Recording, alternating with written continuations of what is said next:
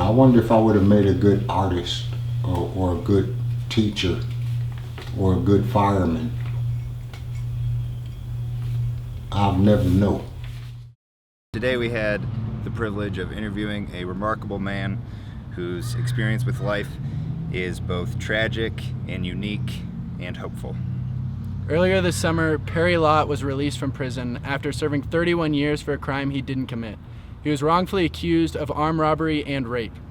And without getting too complicated, basically he's been proven innocent but has not been fully exonerated. So he unfortunately had to take a guilty plea for his crimes, and because of that received no financial repayment or reimbursement for the time he wrongly served. So while he has been released from prison and is currently free, he is still serving probation and has felonies on his personal record.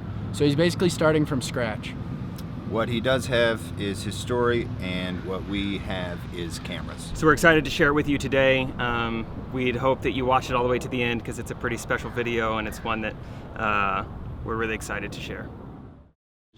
This is the beginning. This is the actual first time I've ever spoken to more than one person at a time about anything I've been through. First, I'd like to give honor to God for this opportunity, for you fellas, as we talked about. He makes all things possible, and nothing is impossible with him. I was 24 years old when I went in 1987. I turned 25 in the county jail of Pontotoc County. And I never seen the light of day called freedom until just about a month ago. But I'm not looking at what I don't have. I'm looking at what I do have. You guys. I have a relationship with God. I have a talent. He's given me a gift of poetry and art.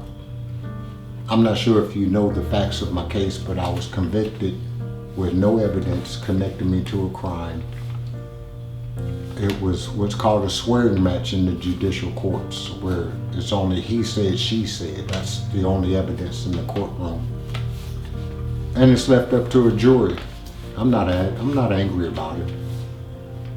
I've studied the law enough to accept the fact that the jury just chose to believe her.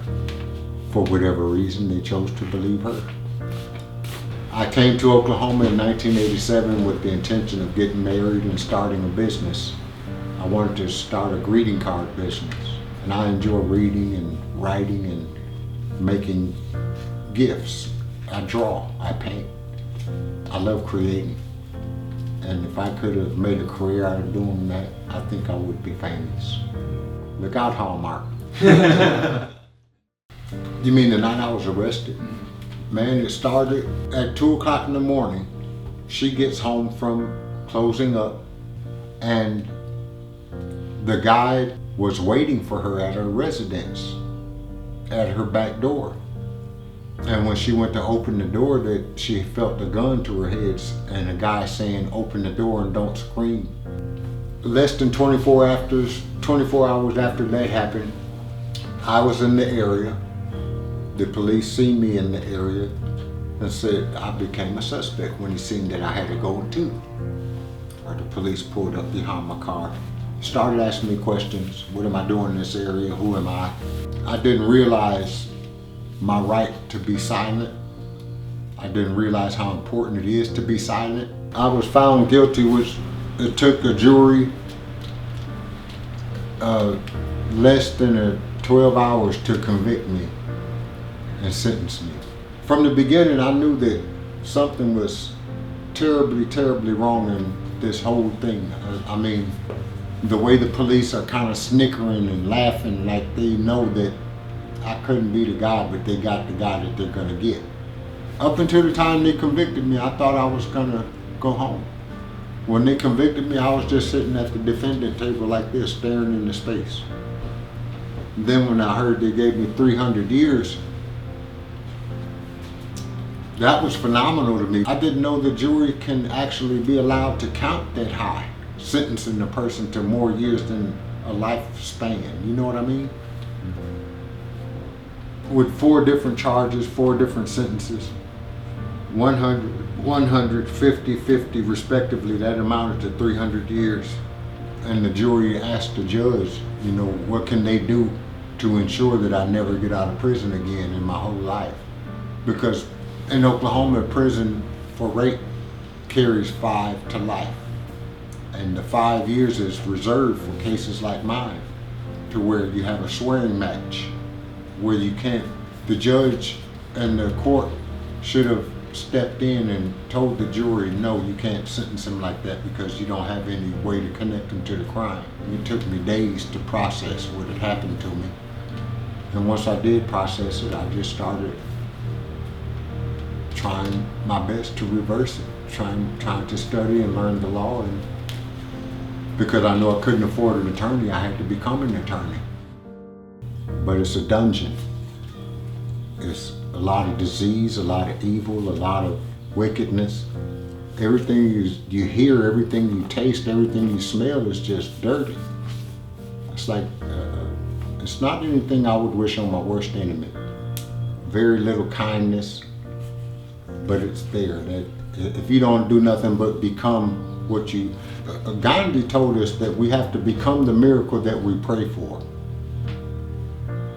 So if you're in an environment like that, you have to be that light in the darkness. You have to be that little seed of hope that other people need so much. Human kindness is one of the most important resources that we have. It took years and years and years to get the Innocence Project to take me as a client. I sought help for at least 25 years before they took me on as a client. Once I was taken as a client, I put my full trust and my full faith in their ability to do what they do.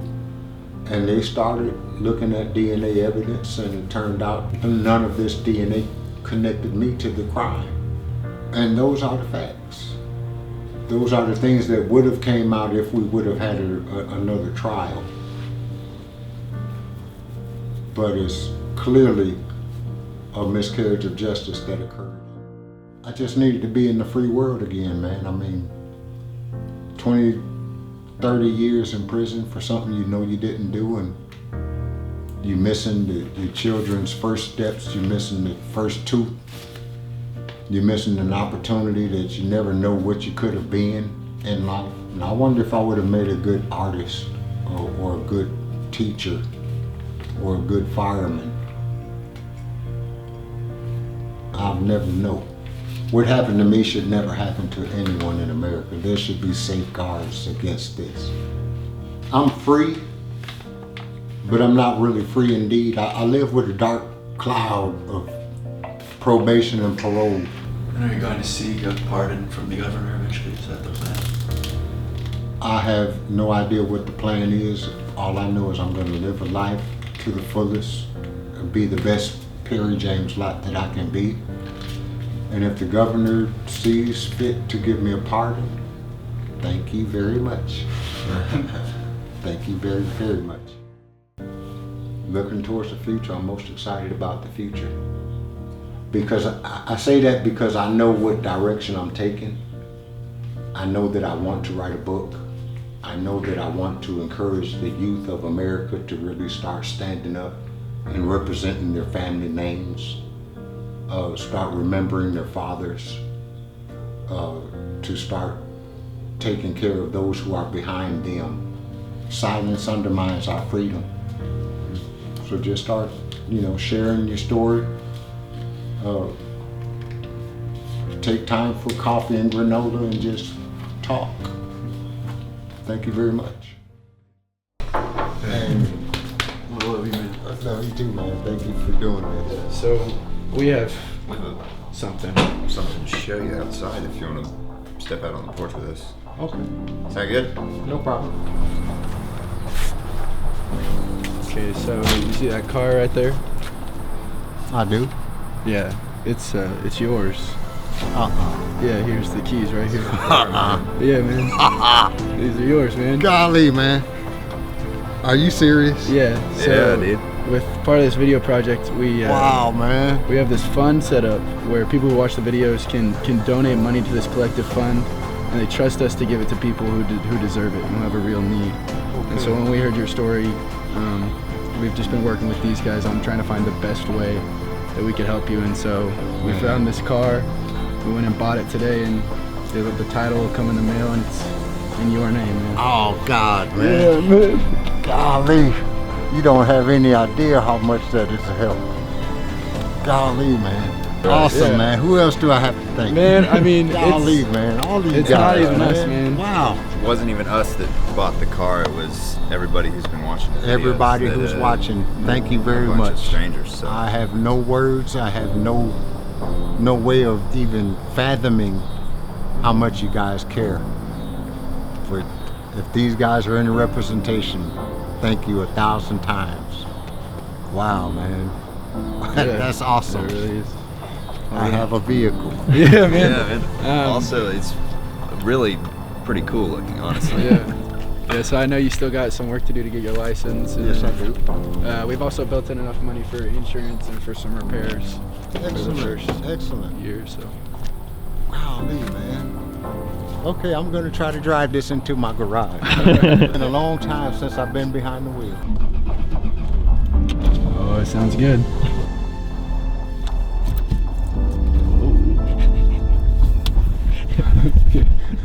It's been quite a while. Just keep your foot on the brake. I'm a little Speed You demon, sound is what I'm nervous. saying. Keep your foot on the brake.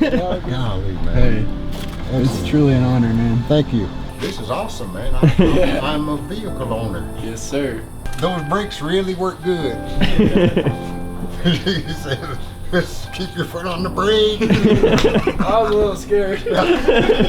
We are family. Yeah. You guys have gotten familiar with me, and I'm familiar with you, and the mutual kindness, the acts of kindness, man, that makes us family, man. But I've really had a wonderful time, man. You're an inspiration to all of us, and the grace that like exudes you is just really incredible.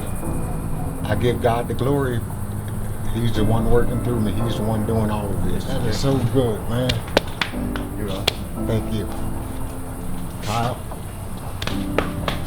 thank you all for being here, man. Yeah, no problem. You've seen one of the greatest moments since I've been released. One of the greatest moments of my life, really. I humbly again thank everyone. As you guys can see in the video, Perry Lott is an incredible person who is just full of grace and love. He doesn't hold on to resentment for the people or the institutions that have caused his life to go in this way. Instead, he looks at his life like a story that is continuing to be written, and his main emotion is just hope for this next chapter of his life. The fact that we got to contribute to this next chapter is an incredible blessing, and we couldn't have done it without you guys. Thank you guys so much for donating to the GoFundMe and making it possible for us to buy him this car. It's gonna be huge for him as he continues to rebuild his life as a free man. Also, we want to give a huge thank you to Menzel Auto Sales and Repair for giving us a discount on this car after hearing Perry's story and what we wanted to do. One last thing though, so in addition to the probation, the parole, the felonies that Perry has to deal with, we just recently found out that he is now being forced to attend and pay for sex offender classes once a month, which is just, I mean, ridiculous. It's just insanely unfair to think that that's just another thing he has to do, and just for a man who's experienced so much injustice already in his life, just terrible. The state of Oklahoma stole his life from him and spat him back out with just the shirt on his back. So what we did today is we set up a GoFundMe that is specifically for Perry and for the mounting expenses in his life, starting with nothing. And so the link is in the description.